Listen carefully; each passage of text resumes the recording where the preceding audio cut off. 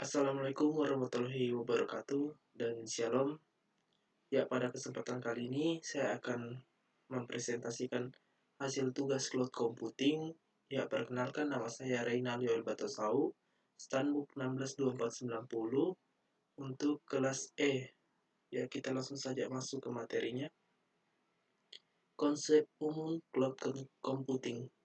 Secara umum, definisi cloud computing atau komputasi awan merupakan gabungan pemanfaatan teknologi dan komputer atau komputasi dalam suatu jaringan dengan mengembangkan berbasis internet atau awan yang mempunyai fungsi untuk menjalankan program atau aplikasi melalui komputer-komputer yang terkoneksi pada waktu yang sama.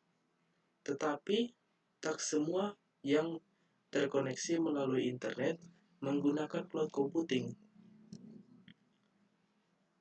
Yang kedua, cluster cloud computing. Cluster computing adalah sekumpulan komputer yang terhubung dalam suatu jaringan komputer yang digunakan untuk mengerjakan suatu persoalan komputasi secara paralel dengan data yang sama. Umumnya berada pada satu jaringan komputer tersendiri, dan setiap komputer saling mempercayai komputer yang lain. Penggunanya menggunakan seluruh sumber daya yang dimilikinya dan diharapkan dapat membuat semua komputer bekerja sesibuk mungkin. Ketiga, Green computing. Green computing adalah suatu cara atau metode dalam ruang lingkup penggunaan komputer yang perangkat IT untuk menghemat energi, mengurangi pemanasan global maupun pencemaran lingkungan. Dalam green computing lebih mengacu pada komputasi yang ramah lingkungan. Cloud computing atau komputasi awan merupakan gabungan pemanfaatan teknologi komputer dalam suatu jaringan dengan mengembangkan berbasis internet yang mempunyai fungsi untuk menjalankan program atau aplikasi melalui komputer-komputer yang terkoneksi pada waktu yang sama. Tetapi tak semua yang terkoneksi melalui internet menggunakan cloud computing. Grid computing. Pengertian dari grid computing itu sendiri adalah sebuah sistem komputasi terdistribusi yang memungkinkan seluruh sumber daya atau resource dalam jaringan, seperti pemrosesan bandwidth jaringan dan kapasitas media penyimpanan, membentuk sebuah sistem tunggal secara virtual, seperti halnya pengguna internet yang mengakses berbagai situs web dan menggunakan berbagai protokol seakan-akan dalam sebuah sistem yang berdiri sendiri.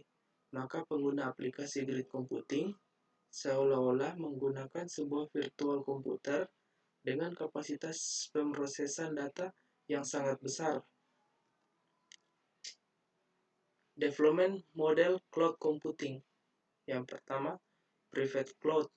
Private cloud adalah layanan cloud computing yang disediakan untuk memenuhi kebutuhan internet dari organisasi atau perusahaan.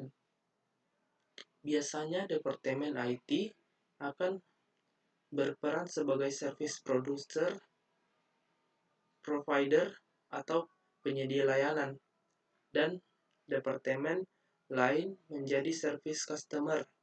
Sebagai service provider, tentu saja departemen IT harus bertanggung jawab agar layanan bisa berjalan dengan baik sesuai dengan standar kualitas layanan yang telah ditentukan oleh perusahaan, baik infrastruktur, platform, maupun aplikasi yang ada. Contoh layanannya, SaaS atau web application, mail server, database, server untuk keperluan internet. Yang kedua PaaS, sistem operasi, web server, framework, database yang untuk internal. Yang ketiga IaaS, virtual machine, yang bisa di-request sesuai dengan kebutuhan internet. Public cloud. Public cloud adalah layanan cloud computing yang disediakan untuk masyarakat umum. Pengguna bisa mendaftar ataupun memakai layanan yang ada. Banyak layanan public cloud yang gratis. Dan ada juga perlu membayar untuk bisa menikmati layanannya.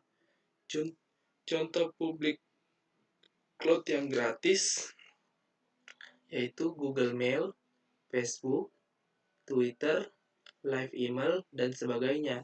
Contoh public cloud yang berbayar Salesforce, Office 365, Google Apps, dan sebagainya. Ketiga, Community Cloud. Community Cloud adalah layanan cloud computing yang dibangun eksklusif untuk komunitas tertentu yang customer-nya berasal dari organisasi yang mempunyai perhatian yang sama atas sesuatu atau beberapa hal. Misalnya saja standar keamanan, aturan, complaints, dan sebagainya. Community cloud bisa dimiliki, dipelihara, dan dioperasikan oleh satu atau lebih organisasi dari komunitas tersebut, pihak ketiga, ataupun kombinasi dari keduanya. Contoh layanan cloud computing. Yang pertama, OpenSearch. Yang kedua, ATI Cloud. Yang ketiga, SITA Community Cloud. Yang keempat, G-Cloud DUK. 4. Hybrid Cloud. Hybrid Cloud adalah gabungan dari layanan public cloud dan private cloud yang diimplementasikan oleh suatu organisasi atau perusahaan. Dalam hybrid cloud ini, kita bisa memilih proses bisnis mana yang bisa dipindahkan ke public cloud dan proses bisnis mana yang harus tetap berjalan di private cloud. Contohnya, pertama, perusahaan A menyewa layanan dari Google Apps Engine atau public cloud sebagai rumah yang dipakai untuk aplikasi yang mereka buat. Di negara tersebut, ada aturan kalau data nasabah dari sebuah perusahaan tidak boleh disimpan pada pihak ketiga untuk menaati peraturan yang ada. Data nasabah dari perusahaan A tetap disimpan pada database mereka sendiri atau private cloud, dan aplikasi yang akan melakukan koneksivitasnya ke database internal tersebut. Perusahaan B menyewa layanan dari Office 365 atau public cloud karena perusahaan B tersebut sudah mempunyai banyak user yang tersimpan di Active Directory yang berjalan di atas Windows Server mereka atau private cloud. Akan lebih efektif kalau Active Directory tersebut dijadikan identity untuk login ke Office 365. Karakteristik cloud computing. Yang pertama, resource pooling. Resource pooling merupakan sebuah karakteristik di mana sumber daya komputasi atau storage, CPU, memori, network, bandwidth, dan sebagainya yang dikumpulkan oleh penyedia layanan service provider untuk memenuhi kebutuhan banyak pelanggan atau service customer dengan model multi tenant. Kedua, broad network access. Broad network access merupakan sebuah karakteristik di mana dalam suatu sistem cloud, kapabilitas layanan dari cloud provider tersebut lewat jaringan dan bisa diakses oleh berbagai jenis perangkat seperti smartphone, tablet, laptop, workstation, dan sebagainya. Jadi layanan cloud dari cloud provider ini harus dapat diakses oleh customer melalui jaringan manapun, baik melalui internet maupun melalui jaringan internal, dengan menggunakan perangkat apapun dan dapat berjalan di web browser pada perangkat tersebut. 3. Measured service. Measured service merupakan sebuah karakteristik di mana pada sistem cloud tersedia layanan untuk mengoptimasi dan memonitor layanan yang dipakai secara otomatis. Dengan monitoring sistem ini, kita bisa melihat beberapa resource komputasi yang telah dipakai, seperti penyimpanan yang telah dipakai, besar CPU dan memori yang digunakan, bandwidth yang telah terpakai, banyaknya layanan yang telah terpakai, dan beberapa besar jumlah biaya yang muncul dari setiap sumber daya yang telah terpakai. Layanan monitoring ini sebagai bentuk transparansi antara cloud provider dan cloud customer. Yang keempat, repeat elasticity. Repeat elasticity merupakan sebuah karakteristik di mana kapabilitas atau kemampuan dari layanan provider bisa dipakai oleh cloud customer secara dinamis berdasarkan kebutuhan. One-demand self-service. One-demand self-service merupakan sebuah karakteristik di mana cloud consumer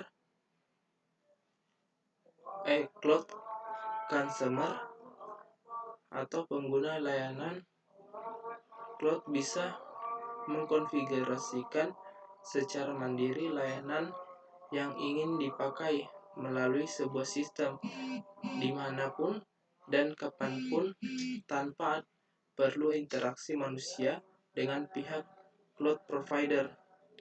Konfigurasi layanan yang dipilih ini harus tersedia secara segera dan saat itu juga secara otomatis.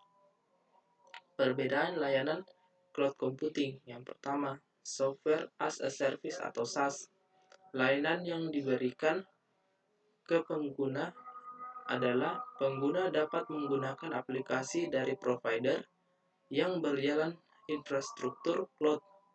Aplikasi dapat diakses dari berbagai perangkat pengguna melalui interface seperti web browser, misalnya email berbasis web, atau antarmuka program lain. Kedua, platform as a service atau PaaS. Layanan yang diberikan ke pengguna adalah pengguna dapat menjalankan aplikasi yang mereka buat atau diperoleh sendiri pada infrastruktur cloud dengan menggunakan bahasa pemrograman, libraries, service, dan tool yang didukung oleh provider. Pengguna tidak mengelola atau mengendalikan infrastruktur cloud yang mendasarinya termasuk jaringan, server, sistem operasi, atau penyimpanan, tetapi memiliki kendali atas aplikasi yang digunakan dan memungkinkan pengaturan konfigurasi untuk lingkungannya. Yang ketiga, infrastruktur as a service atau IaaS. Layanan yang diberikan ke pengguna adalah pengguna dapat menggunakan sumber daya pemrosesan, penyimpanan, jaringan, dan sumber komputasi mendasar lainnya di mana konsumen dapat menerapkan dan menjalankan perangkat lunak yang dapat mencangkup sistem operasi dan aplikasi. Pengguna tidak mengelola atau mengendalikan infrastruktur cloud yang mendasarinya, tetapi memiliki kendali atas sistem operasi, penyimpanan, aplikasi, dan beberapa kontrol terbatas dari komponen jaringan. Ya, mungkin itu saja dari saya. Bila ada salah kata, mohon dimaafkan. Wassalamualaikum warahmatullahi wabarakatuh dan shalom.